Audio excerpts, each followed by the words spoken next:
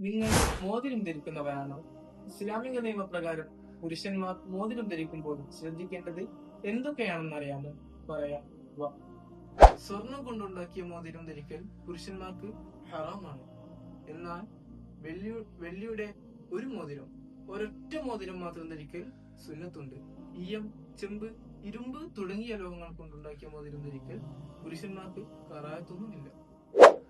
മോതിരം വലത് കൈയിന്റെയോ ഇടത് കൈയിന്റെയോ ചെറുവിരൽ ധരിക്കലാണ് സുന്നത്ത്. ഇതിൽ തന്നെ വലത് കൈയിന്റെ ചെറുവിരൽ ധരിക്കലാണ് ഏറ്റവും ഉത്തമം.